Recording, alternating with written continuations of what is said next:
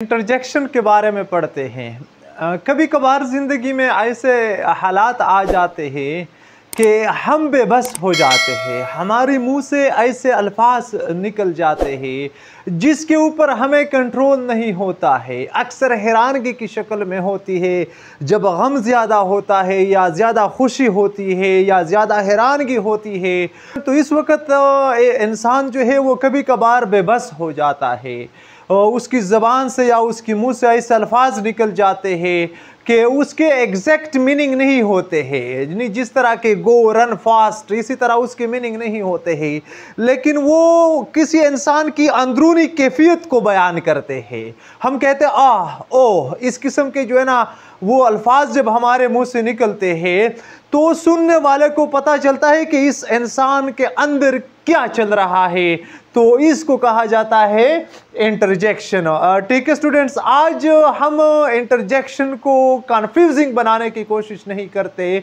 जिस तरह बाकी पार्ट्स ऑफ स्पीच को जो है ना हमने इंतहाई आसान बनाया था, बिल्कुल इसी तरह जो है ना हम इसको भी इंतहाई आसान बनाएंगे। इंटरजेक्शन जिस तरह के मैंने आपको बताया स्टूडेंट्स, इसकी अगर आप तारीफ दें स्टूडेंट्स, इंटरजेक्शंस आर वर्ड्स, ये ऐसे अल्फाज होते हैं मेरे प्यारे students which express sudden feelings and emotions, जो कि अचानक फीलिंग्स और इमोशंस को जो है ना वो एक्सप्रेस करते हैं, बयान करते हैं।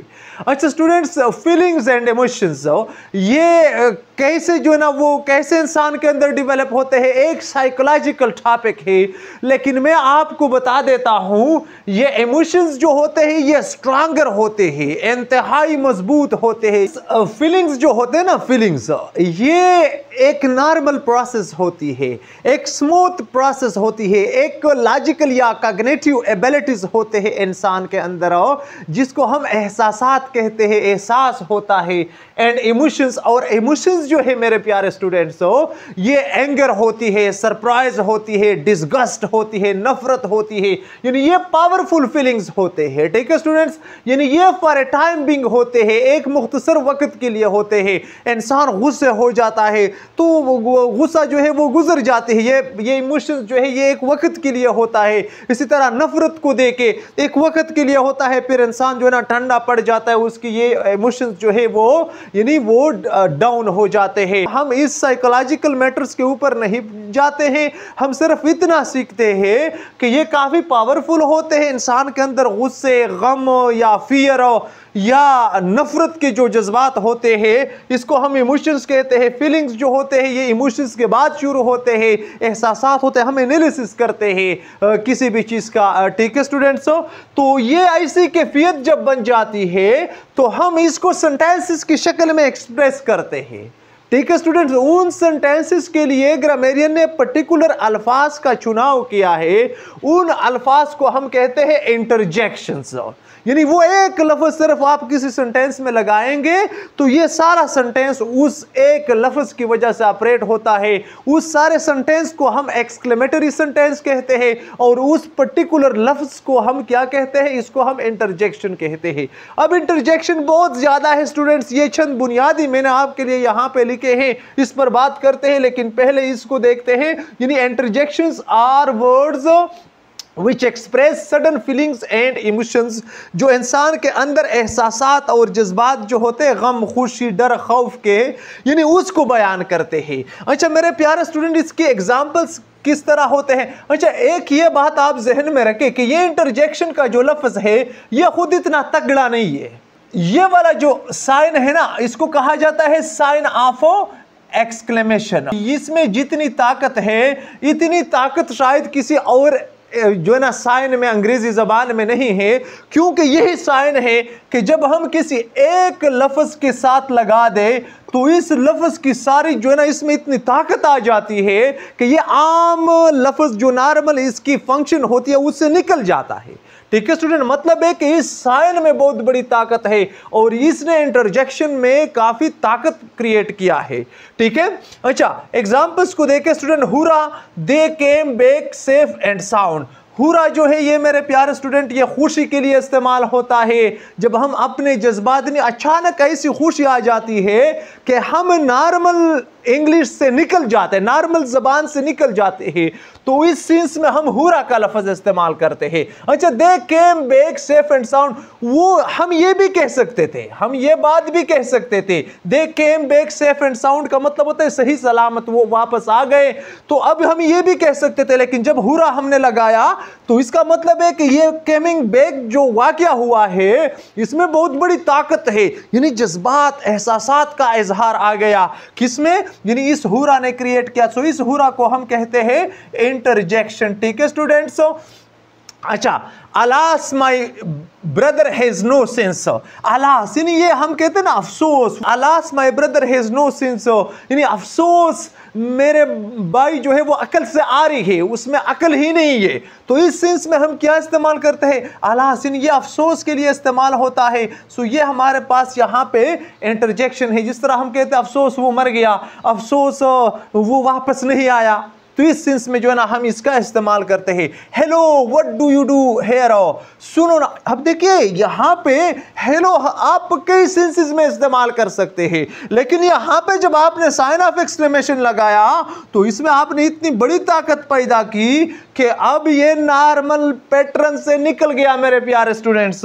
तो ये हमारे साथ यहाँ पे क्या है, इंटरजेक्शन, यानी what do you do here, आप यहाँ पे क्या करते हैं, यानी आप तो इस सेंस में क्या है, यानी इंतहाई हैरानगी की बात आ गई इस सेंटेंस में। ठीक है स्टूडेंट्स। व्हाट, आप इसको देखें, किसी बंदे ने कोई बात की आपके सामने जो आपको नागवार गुजरी, आपको अच्छी नहीं लगी, तो आपने कहा व्हाट, यानी आपने अपने जज्बात का इजहार किया, वो बात आपको अच्छी नहीं लगी। तो इस सेंस में सिर्फ एक लफ्ज है, लेकिन इतने बहुत बड़ा जो है ना आम जो लफ्ज है, जिस तरह हम प्रोनोमिनल क्वेश्चंस में इसको इस्तेमाल करते थे, इस पैटर्न से निकल गया। किस चीज की वजह से, साइन ऑफ एक्सक्लेमेशन की वजह से।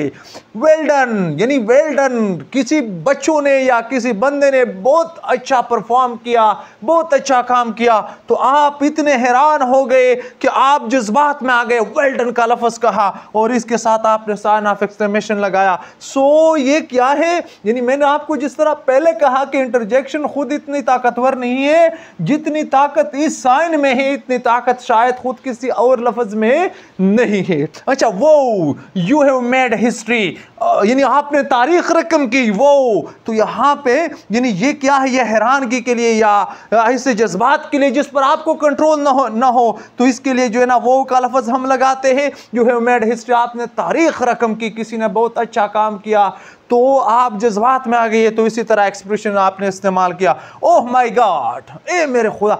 देखिए यहां पे आप नॉर्मल पैटर्न से निकल गए मेरे प्यारे स्टूडेंट्स, ओह माय गॉड, यहां पे साइन ऑफ एक्सक्लेमेशन लगा है, तो ये भी जो है ना हमारे साथ क्या है, ये इंटरजेक्शन है। और ओ माई गॉड जो है, हालांकि कई अल्फाज हैं, इसको भी हम इंटरजेक्शन कहते हैं क्योंकि ये इंसान की फीलिंग्स एंड इमोशंस को रिप्रेजेंट करता है।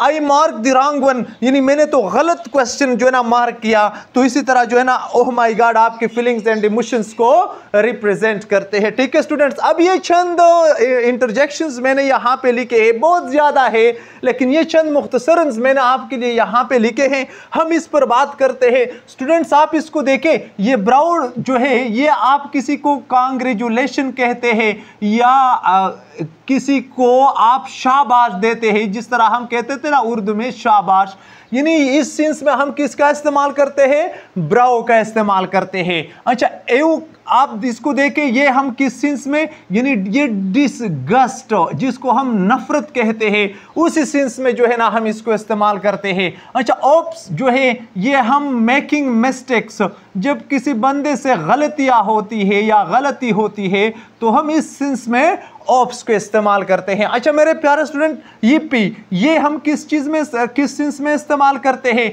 जब हम सेलिब्रेशन की बात करते हैं। ठीक है, यानी सेलिब्रेशन यानी किसी खुशी की बात होती है तो हम ये वाला इस्तेमाल करते हैं। अच्छा, एव ये हम इंतहाई स्वीट जब कोई चीज़ होती है या क्यूटनेस की बात होती है तो हम इसका इस्तेमाल करते हैं। अच्छा, ये वाला देखें EH, ये क्वेश्चनिंग के सेंस में स्टूडेंट से इस्तेमाल होता है।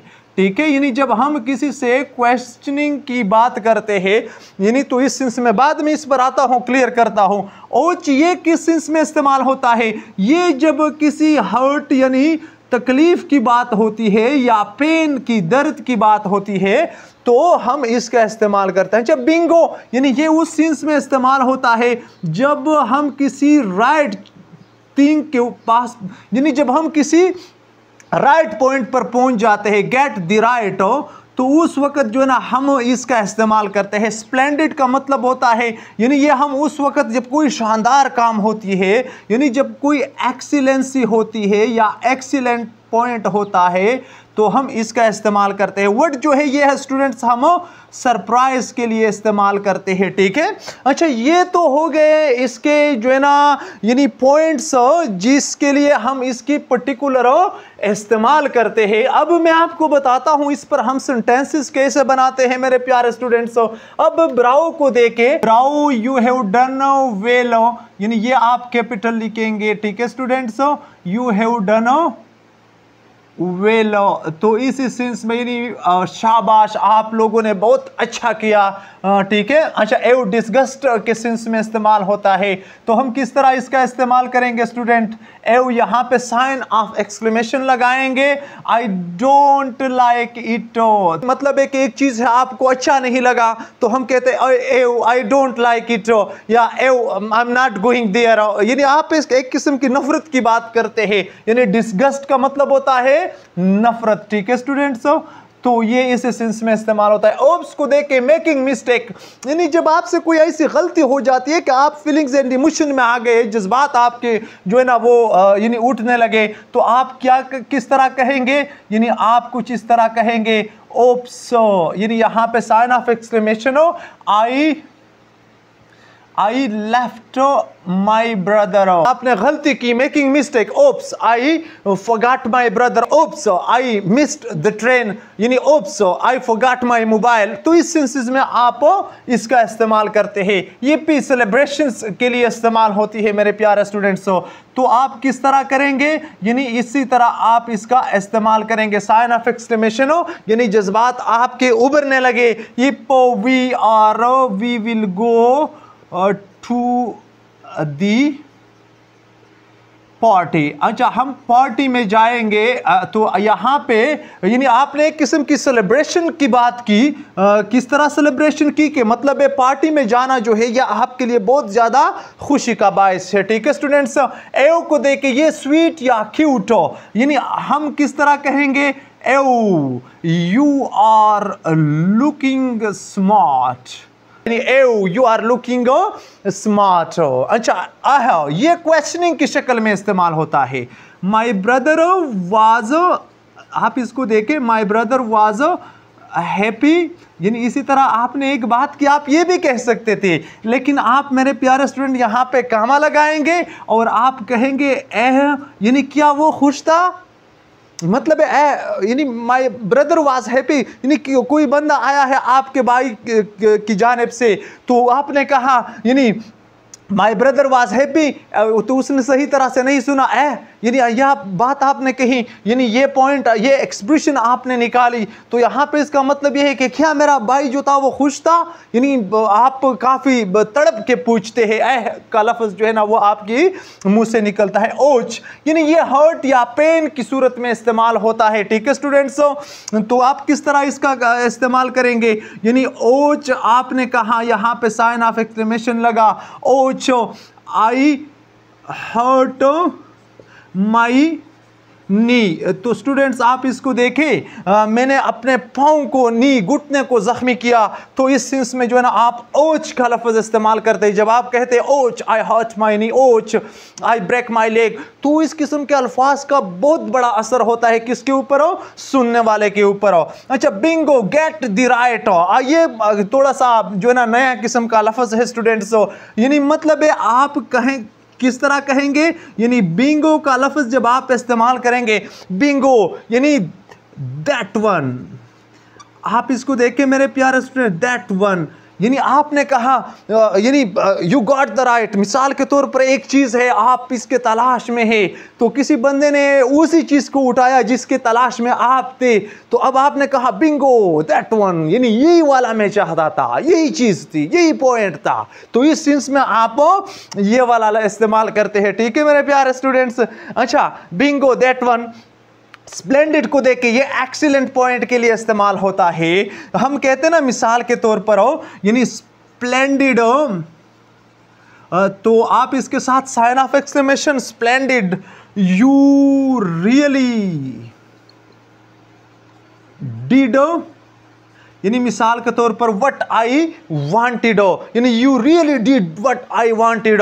तो इस सेंस में जो है ना आप स्प्लेंडेड यानी आपने जबरदस्त काम किया, वही कुछ जो मैं चाहता था। व्हाट जो है मेरे स्टूडेंट्स ये सरप्राइज के लिए इस्तेमाल होता है। किसी की बात आपने सुनी, आपको अच्छा नहीं लगा, आप हैरान हो गए, आप नहीं चाहते थे, तो आपने कहा व्हाट, यानी तो ये सिर्फ एक लफ्ज जो वट है इसने बहुत कुछ कन्वे किया सुनने वाले को। तो ये थी मेरे स्टूडेंट्स इसके यानी इंटरजेक्शन की चंद बेसिक फिलॉसफी। ये इंसान के अंदरूनी कैफियत, इंसान के अंदरूनी जज्बात के ऊपर बात करता है। मुझे उम्मीद है स्टूडेंट्स कि आपका कॉन्सेप्ट क्लियर होगा। अगर थोड़ी बहुत मसला है तो आप कमेंट्स बॉक्स में चले, वहाँ पे आप अपने मसले का इजहार करें, इंशाल्लाह उसको भी आपके लिए क्लियर करेंगे। वीडियो देखने का बहुत बहुत शुक्रिया। अल्लाह हाफिज़।